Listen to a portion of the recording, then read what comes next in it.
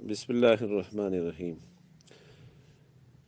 کچھ چیزیں ایسی ہوتی ہیں جن سے روزہ ٹوٹ جاتا ہے اور کچھ ایسی ہوتی ہیں جن سے روزہ نہیں ٹوٹتا۔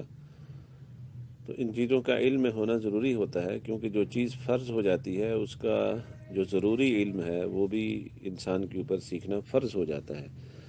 نماز فرض ہوئی تو نماز کا علم بھی فرض ہو جاتا ہے، روزہ فرض ہوا تو روزے کا علم بھی فرض ہو جاتا ہے، زکوٰۃ فرض ہوئی تو زکوٰۃ کا علم بھی فرض ہو گیا، حج فرض ہوا تو حج کا علم بھی فرض ہو جاتا ہے۔ کیونکہ جب تک اس کا علم نہیں ہوگا اس وقت تک اس پہ عمل کرنا وہ مشکل ہوگا۔ اگر عمل کرے گا تو یا تو غلط ہو جائے گا، اور یا یہ ہے کہ پھر صحیح طریقے سے نہیں ہو سکے گا۔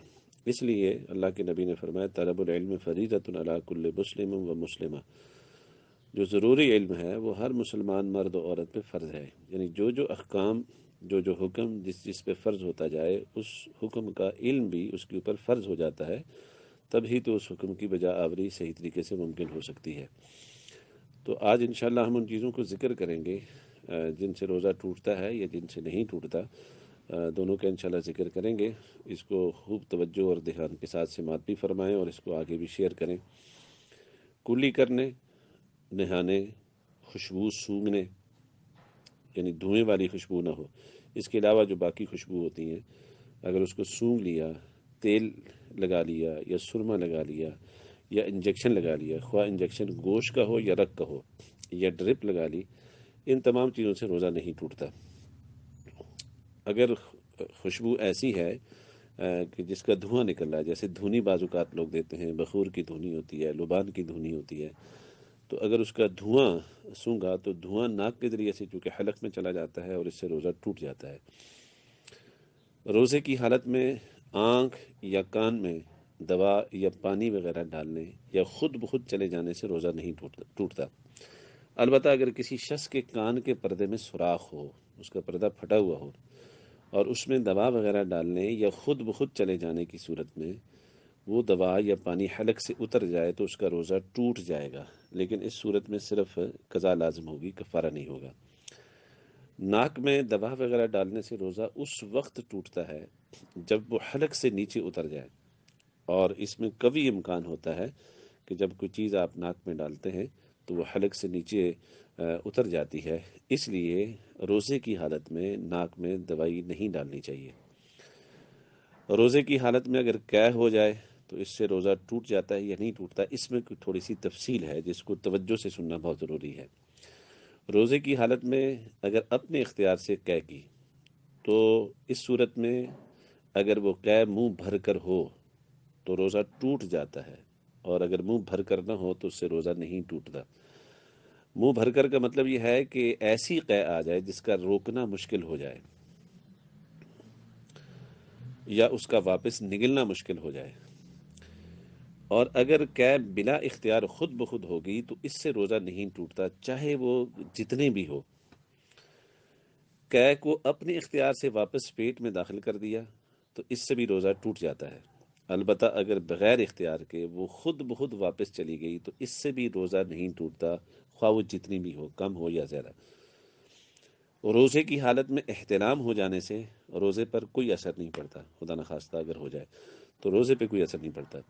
روزے کی حالت میں جان بوجھ کر کھانے پینے کا یا جماع کرنے سے روزہ ٹوٹ جاتا ہے۔ جان بوجھ کے خدا نخواستہ کھا لیا، جان بوجھ کے جماع کر لیا تو روزہ ٹوٹ جاتا ہے۔ اس صورت میں قضا اور کفارہ دونوں لازم ہوتے ہیں۔ قضا کا مطلب ہے ایک روزہ، اور کفارے کا مطلب ہے 60 روزے۔ تو یوں ایک روزے کے بدلے میں 61 روزے رکھنے لازم ہو جاتے ہیں، یا 61 مسکینوں کو کھانا کھلانا ضروری ہو جاتا ہے۔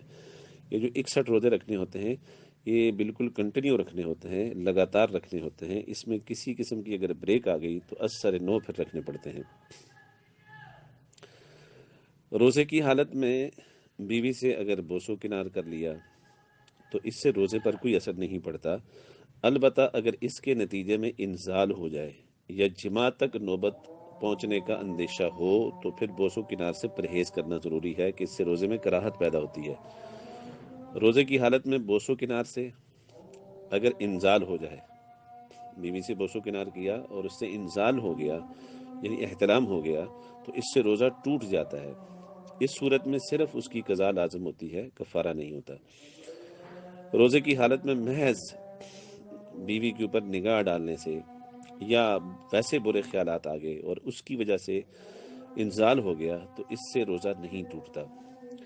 روزے کی حالت میں بلا اختیار دھواں یا مکھی یا دھول حلق سے اتر جائے تو اس سے روزہ نہیں ٹوٹتا، لیکن اگر کوئی جان بوجھ کر ایسا کرے تو اس سے روزہ ٹوٹ جاتا ہے۔ اس صورت میں صرف قضا لازم ہوتی ہے، کفارہ نہیں ہوتا۔ روزے کی حالت میں مسواک کرنا بالکل درست ہے، چاہے خشک ہو یا تر ہو، البتہ ٹوتھ پیسٹ کرنا مکروہ ہے، لیکن اس سے روزہ نہیں ٹوٹتا۔ روزہ اس وقت ٹوٹے گا جب اس کے ذرات حلق سے اتر جائیں۔ جو ٹوتھ پیسٹ استعمال کر رہے ہیں اگر اس کے ذرات حلق سے نیچے اتر جائیں پھر روزہ ٹوٹ جائے گا۔ روزے کی حالت میں کوئی چیز چکھ کر تھوک دینے سے بھی روزہ نہیں ٹوٹتا، لیکن بغیر عذر کے ایسا کرنا مکروہ ہے۔ اگر کسی عورت کا خامند سخت طبیعت کا مالک ہو، ترشرو ہو، تو وہ عورت جو ہے سالن پکاتے وقت نمک وغیرہ چکھ سکتی ہے، لیکن اس کو فوراً تھوک دے۔ اسی طریقے سے اگر کسی عورت کا شیرخوار بچہ ہے اور اس کو وہ کوئی چیز چبا کے دینا چاہتی ہے تو اس کے لیے بھی گنجائش ہے، لیکن بغیر عذر کے ایسا کرنا، بغیر ضرورت کے ایسا کرنا یہ بالکل جائز نہیں ہے۔ اور چکھنے اور چبانے میں اس بات کی احتیاط بہرحال لازم ہے کہ اس کے ذرات جو ہیں وہ حلق سے نیچے نہ جائیں۔ اگر خدا نخواستہ چکھنے میں یا چبانے میں اس کے ذرات حلق سے نیچے چلے گئے تو روزہ ٹوٹ جائے گا۔ وضو اور غسل کے دوران غلطی سے پانی حلق سے اتر جائے تو اس سے روزہ ٹوٹ جاتا ہے۔ اس صورت میں صرف قضا لازم ہوتی ہے، کفارہ نہیں ہوتا۔ روزے کی حالت میں کلی کرنے کے بعد 1-2 بار تھوک دینا کافی ہوتا ہے۔ اس کے بعد منہ میں جو تری رہ جاتی ہے اگر وہ حلق سے نیچے بھی اتر جائے تو اس سے روزے پر کوئی اثر نہیں پڑتا۔ کسی شخص نے غلطی سے صبح صادق طلوع ہو جانے کے بعد سحری کر لی، اس خیال سے کہ ابھی بھی سحری کا وقت باقی ہے، تو ایسے شخص کا روزہ نہیں ہوتا۔ ایسا شخص افطار تک تشبع بالصائمین کرے گا، یعنی روزے داروں کی طرح کچھ بھی کھائے پیے گا نہیں، اور اس کے ذمے اس روزے کی قضا لازم ہے، کفارہ نہیں ہے۔ اس لیے اس چیز کو بہت ملحوظ خاطر رکھنا چاہیے اور بڑی احتیاط کرنی چاہیے۔ میں پہلے بھی اس کے بارے میں متنبہ کر چکا ہوں کہ جو ایکوریٹ سحر و افطار کا نقشہ ہے اس سے 1-2 منٹ پہلے سحری کو بند کر لیں، اذان تک کا انتظار نہ کریں۔ اذان صبح صادق کے بعد ہوتی ہے اور سحری صبح صادق سے پہلے ہوتی ہے۔ اگر خدا نخواستہ اذان تک کھاتے رہے روزہ نہیں ہوگا، اور اگر صبح صادق سے پہلے اذان دے دی تو اذان نہیں ہوگی۔ اس لیے اس بات کا دھیان رکھنا اور خیال رکھنا بڑا ضروری ہے۔ اسی طریقے سے افطاری میں بھی لوگ اس چیز کی احتیاط نہیں کرتے، بلکہ فوراً سائرن بجا یا کسی بھی جگہ سے اذان ہوئی تو فوراً روزہ کھول دیتے ہیں۔ اس چیز کا بھی خیال رکھنا بہت ضروری ہے۔ بہت ساری جگہوں پہ اذان 3-4 منٹ پہلے دے دی جاتی ہے، اس میں بڑی بے احتیاطی ہوتی ہے۔ اس لیے اپنے روزے اور اپنی عبادت کا خیال رکھنا یہ ہر آدمی کی ایک پرسنل ذمہ داری ہے۔ روزہ چونکہ میں نے رکھا ہے تو اس کی حفاظت کرنا اور اس کو محفوظ طریقے سے بجا لانا یہ میری ذمہ داری ہے، اس لیے میں کسی پہ اس کا بوجھ نہیں ڈال سکتا۔ اگر کسی شخص پہ غسل فرض ہو جائے تو روزے کی حالت میں غسل کرنا بالکل درست ہے۔ البتہ بعض لوگ یہ سمجھتے ہیں کہ ایسے غسل میں چونکہ غرارے کرنا اور سانس کے ذریعے سے ناک میں پانی چڑھانا فرض ہے تو روزے کی حالت میں اس فرض پر عمل کیسے کیا جائے؟ تو یہ دراصل ایک غلط فہمی ہے جس کی وجہ سے یہ کچھ سمجھا جاتا ہے۔ اس لیے پہلے اصل مسئلے کو اچھی طرح سمجھ لیں۔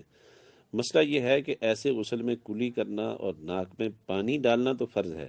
3 فرائض ہیں نا غسل کے، تو ان میں سے کلی کرنا اور ناک میں پانی ڈالنا یہ بھی فرض ہے۔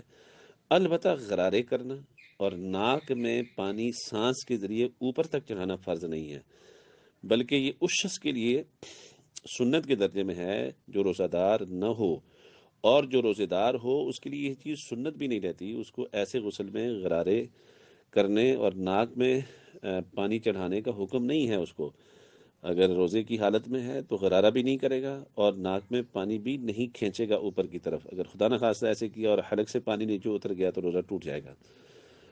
تو روزے دار شخص کے لیے اصل حکم یہ ہے کہ وہ اچھی طرح کلی کر لے بس، اور اچھی طرح ناک میں پانی ڈالے تو بس یہی اس کے لیے کافی ہو جاتا ہے، اور اس کا فرض ادا ہو جاتا ہے، اور اس کا غسل فرض جو ہے وہ ہو جاتا ہے۔